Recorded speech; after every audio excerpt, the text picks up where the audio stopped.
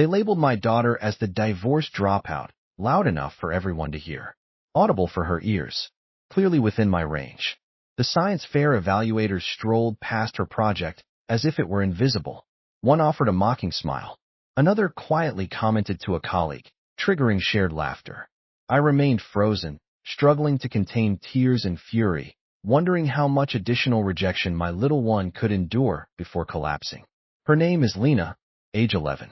She constructed something with her own hands, a creation that filled her with genuine pride.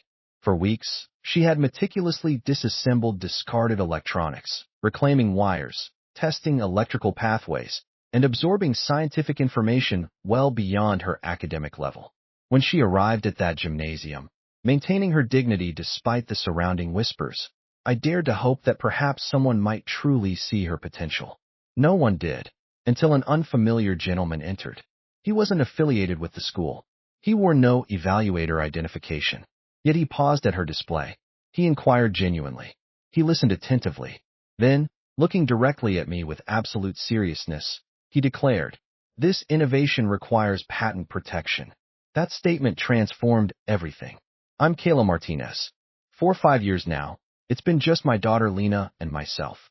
We reside in a small Pennsylvania community, the type where neighbors still leave written notes when your lawn grows excessive and where personal reputations adhere like stubborn residue. Everyone recognizes everyone else. One misstep becomes your permanent identity. I entered marriage young, barely beyond high school graduation. My former husband Tom possessed charm, humor, and complete unpreparedness for fatherhood's reality. When Lena reached 6 years old, he packed minimal belongings and vanished. No warnings, no farewells, merely a digital message stating, "This existence isn't my preference." Subsequently, rumors circulated. People claimed I drove him away, labeled me irresponsible, suggested I should have anticipated this outcome. I lacked time for self-defense, working dual positions, morning waitressing, evening shelf stocking. Every dollar addressed rent, utilities, and maintaining Lena's educational supplies. Pride became an unaffordable luxury. I'd attend school functions with unwashed hair beneath baseball caps, displaying exhaustion marks from consecutive work shifts. Other mothers would acknowledge me briefly before returning to their social circles. I recognized my exclusion from their parent-teacher organization gatherings. This bothered me little. My presence served Lena, not social connections. Lena has always exhibited uniqueness. Reserved, inquisitive, endlessly inventive. Popularity never concerned her. Large social groups never attracted her. Provide a malfunctioning radio, battery collection, and notebook. She finds complete contentment. Since early childhood, mechanical operations fascinated her. She disassembled playthings simply to examine internal mechanisms, then attempted creating new devices from recovered components. One evening, returning from work, I discovered our kitchen surface covered with wires, magnetic materials, and adhesive tape. She gazed up with profound seriousness, stating, "I believe footwear can generate electricity." Initially, I responded with gentle laughter from exhaustion and confusion about her meaning. Yet she continued explaining using terminology like kinetic energy and conductive materials. I realized she'd been independently studying scientific programs, teaching herself concepts I never encountered during my education. That's when she mentioned the upcoming science competition. Her voice softened when asking, anticipating rejection. Truthfully, I nearly declined. The participation cost, required materials, time investment, everything seemed excessive. However, observing her expression, simultaneously hopeful and apprehensive, I recognized the necessity of finding solutions. I accepted additional work hours, requested transportation assistance from my brother, and encouraged her pursuit. For 3 subsequent weeks, Lena immersed herself completely in this project. She transformed ordinary athletic shoes into functional prototypes illuminating small bulbs during walking motions. Her hypothesis suggested that, if expanded, this technology could provide power generation in remote regions through routine movements, walking to educational facilities, agricultural labor, daily errands. Nothing elaborate, simply modest renewable energy created from discarded materials. She worked after school hours, throughout weekends, occasionally beyond midnight.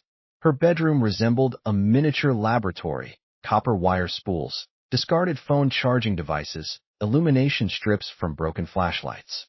She maintained detailed journals containing diagrams, calculations, and experimental results. She even created display panels using cardboard salvage from grocery store disposal areas, hand-painted with care. She titled her innovation, Power in Your Step. My pride stemmed not from winning expectations, but from her perseverance. She maintained self-belief throughout the process. However, as the competition approached, parental whispers increased.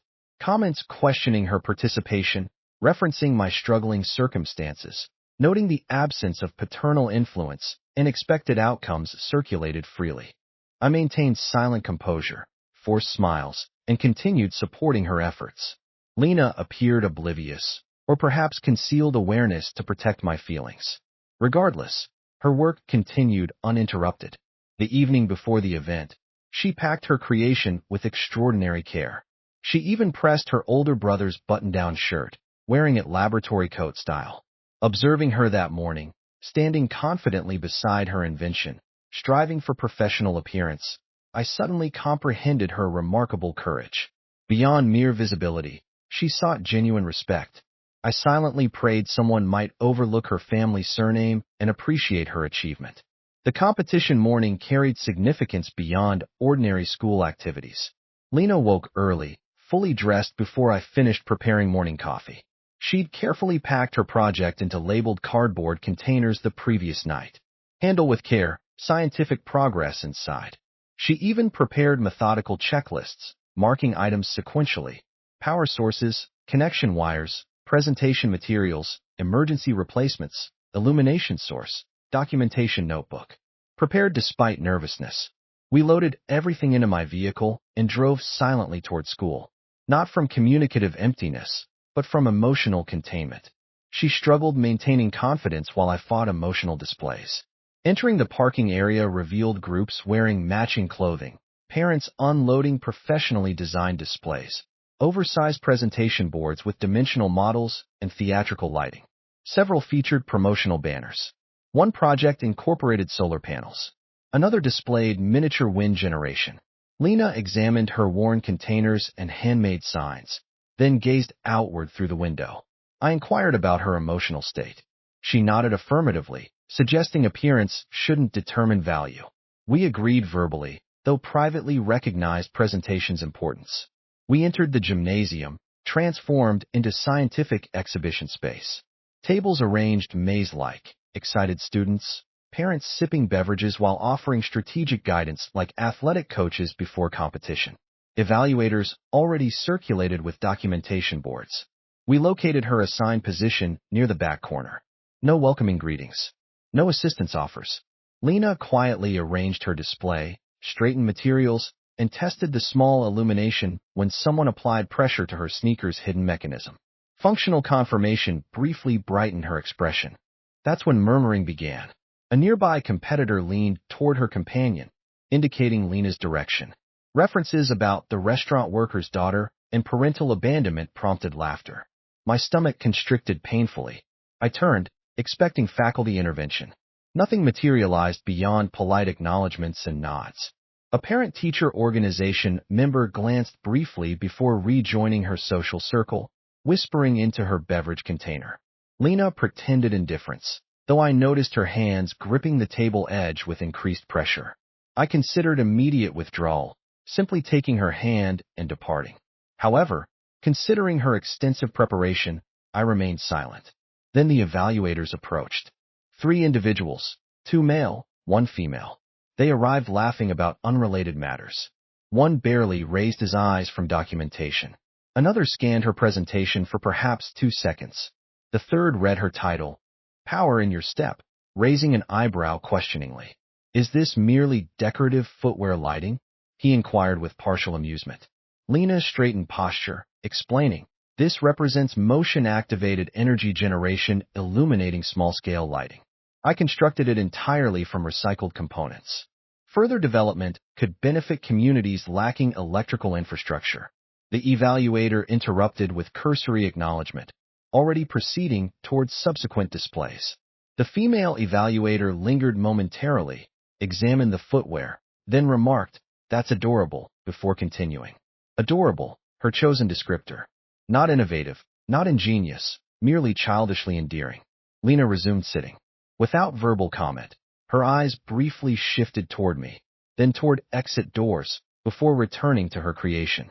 I occupied bleacher seating, hands clenched tightly, observing other participants demonstrating projects featuring decorative volcanic eruptions producing glitter and gelatinous substances, surrounded by parents recording performances with premium devices and celebrating every statement. Lena's station remained ignored, silent. Several students passed, making snide remarks about the intellectually challenged product of marital dissolution. Those words struck painfully. Lena heard them too. Her expression remained unchanged, but I perceived her emotional withdrawal. The enthusiasm visible hours earlier began diminishing. I wanted screaming response, wanted standing declaration of her identity, her accomplishments, her independent creation from minimal resources. Yet I remained silent because she hadn't surrendered. She maintained composure, avoided tears, remained alongside her modest invention, surrounded by individuals who predetermined her insignificance. Still, she persevered. From my bleacher position, I gripped the seating edge until fingers numbed. My heart raced violently. My face burned with emotion. I considered confronting evaluators about dismissing children's efforts without proper consideration, without questions, without minimal respect. Instead, I breathed deeply, repeatedly. I observed Lena, still positioned at her display, examining her project. Her posture remained proper, hands folded carefully, though I recognized her gradual unraveling, similar to threads loosened through continuous pulling. She deserved better treatment. Not after everything experienced. Not after nights soldering connections beneath desk lamps while I prepared simple meals. Not after dedicating herself to self-education without external guidance. Her participation transcended prize ribbons. She sought acknowledgement. I stood, walking toward her position. My movement preceded conscious decision. Part of me wished immediate removal from that environment, declaring independence from their approval, asserting her superiority beyond their limited judgments, dismissing their opinions as valueless. Then I noticed her expression. She conversed with a young male visitor from different display sections. She demonstrated functional elements, pressure sensors, and energy transmission through copper conductors activating illumination. Her voice remained soft but present. Her eyes showed focus. Her hands moved confidently. Her effort continued. I halted my approach. Realization struck suddenly. She required no rescue. She didn't need my intervention. She needed my belief, showing her worth existed independently from external recognition. Rather than intervening, I positioned myself beside her display, placed my hand supportively on her knee, whispering encouragement about my pride, regardless of competition outcomes, affirming the significance of her creation, reminding her never to forget this truth. She looked toward me, blinking forcefully, lips slightly parted, seemingly speechless. Then she nodded once before returning attention to her project. I retreated to bleacher seating, continuing observation. For 10 subsequent minutes, Lena remained stationed while others dismantled their displays. Evaluators gathered at the gymnasium's forward section, calculating scores, indicating documentation boards. Nobody returned to her station. Not one individual. Yet she avoided packing materials. She maintained position as though still offering valuable contributions, as though significance remained. That's when he entered. Initially unnoticed, lacking identification badges or documentation boards. He appeared incongruous, approximately 60 years old, wearing Navy professional attire, cleanly groomed, atypical among middle school science competition visitors. He moved deliberately, examining project rows systematically. He paused briefly at the wind generation display, posed polite questions, acknowledged responses, and proceeded further. Then he stopped at Lena's station. I suspended breathing. He examined the footwear, tested the illumination, asked something inaudible from my position. Lena straightened posture and provided comprehensive explanation from inception through completion. He listened genuinely. For several minutes, he remained silent, nodding occasionally, leaning closer, watching attentively as Lena demonstrated pressure activation illuminating the bulb. Then he examined her documentation notebook. She provided it willingly.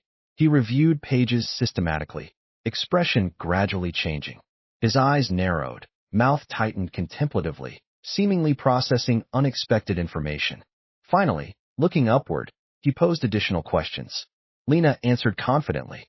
Then he looked toward me, stepped backward from the table, gestured toward the project, and clearly stated, "This represents more than intelligence. This warrants patent protection." Environmental silence descended immediately. Forward evaluators ceased discussion. Several parents turned attentively. The previous mockers stared openly. And my daughter, my quiet, brilliant daughter, remained motionless while the stranger shook her hand and presented his business card. That precise moment marked the transformation, the boundary between invisibility and recognition, which Lena crossed through independent efforts. The subsequent silence following the stranger's declaration resonated more powerfully than gymnasium noises. Standing there, indicating my daughter's handmade display, he repeated his statement directly towards stunned evaluators, ensuring room-wide audibility. "This requires patent protection." Momentarily, stillness prevailed. Then one evaluator, the same individual previously dismissing Lena's project, returned to her station. Sudden interest emerged. He cleared his throat, effectively resetting the entire interaction, asking Lena to provide another comprehensive explanation. Lena looked toward me. I nodded once, maintaining silence. She inhaled deeply, addressed the evaluator, and restarted her presentation from initial concepts. She detailed recycled material utilization, creating kinetic energy conversion mechanisms, explaining compression coil function within footwear generating power, connection methods illuminating small lighting.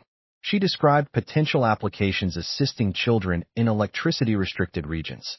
She produced her documentation, displaying recorded experimental data, electrical measurements, connection diagrams, and progressive improvements implemented throughout development.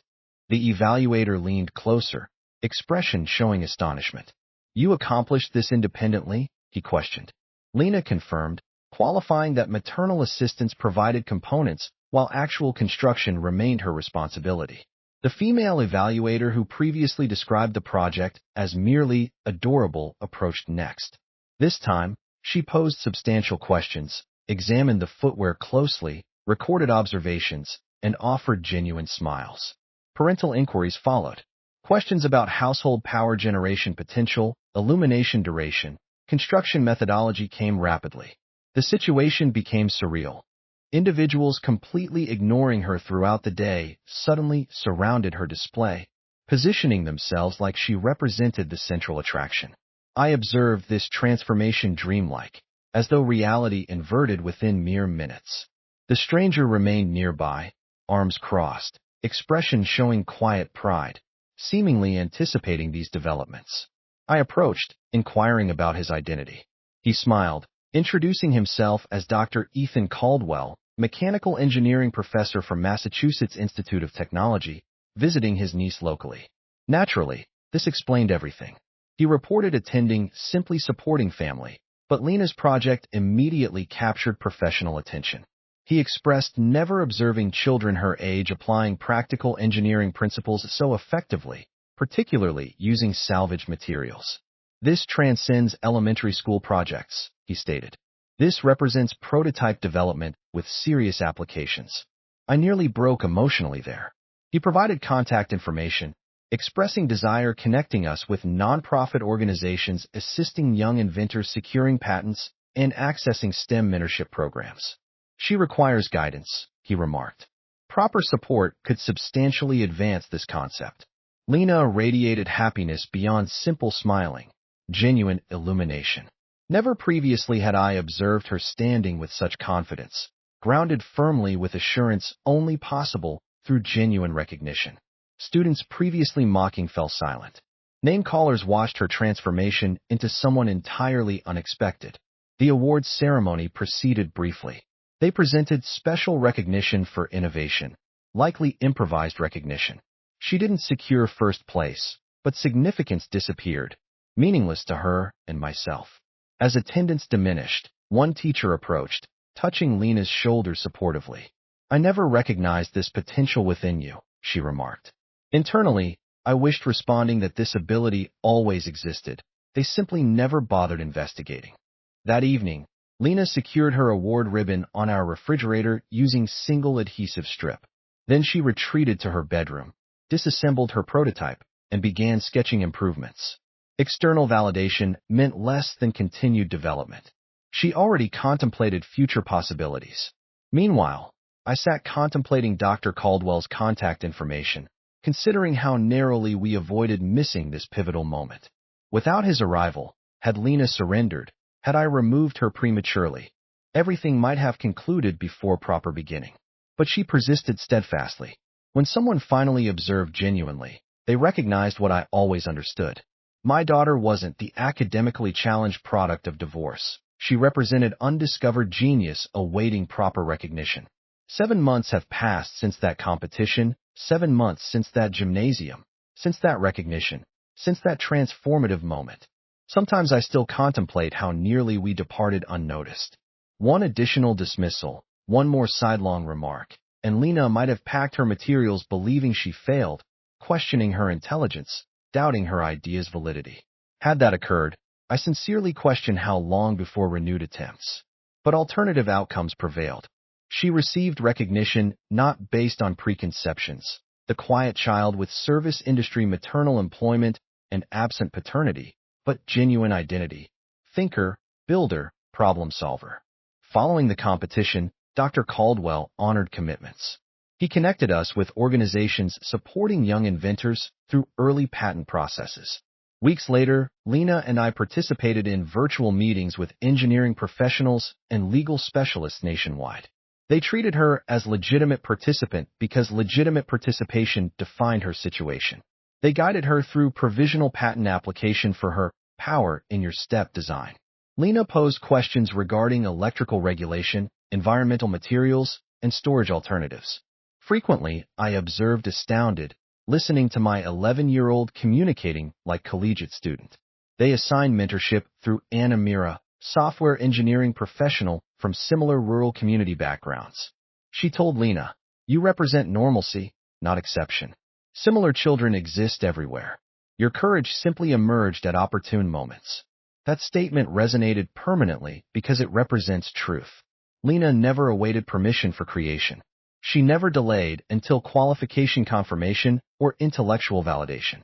She simply initiated efforts, following curiosity, utilizing available resources, broken components, discarded materials, and unwavering determination. Currently, she participates in junior innovation programming. Saturday mornings, while age-equivalent peers enjoy extended sleep or digital media consumption, Lena occupies library space with portable computer designing upgraded versions, generating increased electrical output through reduced motion. She researches practical applications within refugee settlements or disaster response scenarios where electrical access remains limited. Her thinking extends beyond our community, beyond personal narratives. Regarding educational environments, circumstances have changed dramatically. Previously dismissive educators now request her presentations for younger students regarding STEM subjects. The student previously labeling her divorced dropout remains silent since local publications featured her invention. Lena avoided gloating or personality shifts. She simply acknowledged, nodded politely, and resumed her efforts. Personal transformations occurred within me as well. Previously, I carried tremendous guilt regarding divorce outcomes, excessive work requirements, inability providing Lena conventional childhood experiences. Perpetual inadequacy feelings persisted. Regardless of effort levels, I felt perpetually disadvantaged. That science competition day provided permanent lessons. I needn't fight every battle for my daughter. I needn't shield her from every insult or validate her worth for close-minded individuals. My responsibilities and privileges include showing support, believing her capabilities, allowing her advancement, even through painful observation periods, even when external influences attempt defining her identity. Here lies fundamental truth. People will attempt defining your child through your history, your mistakes, your surname, your occupation, your family composition. Let conversations continue. Let whispers persist.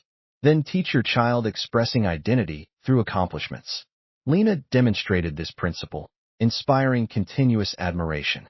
For anyone viewing this who parents children defying conventional expectations, quiet, awkward, disorganized, or misinterpreted individuals. Avoid panic responses. Resist conformity pressures. Observe passion sources. Invest accordingly. Believe genuinely. Because eventually, someone will recognize their creations and declare, "This requires patent protection."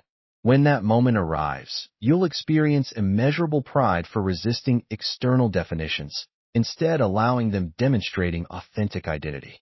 If this narrative resonates with you, if you've experienced oversight, underestimation, or simply needed supportive belief, please momentarily acknowledge this video with appreciation. Your engagement significantly impacts visibility. Share with individuals requiring reminders that origins never determine destinations. I welcome your communications. Comment describing occasions where you or your children disproved assumptions or moments when others recognized potential you hadn't yet acknowledged. I review everything submitted. If you desire additional authentic narratives providing encouragement, emotional responses, or simple reminders regarding resilience realities, subscribe to this channel and activate notifications avoiding missed future content. Thank you for your presence. I appreciate your engagement. We anticipate your return for subsequent presentations.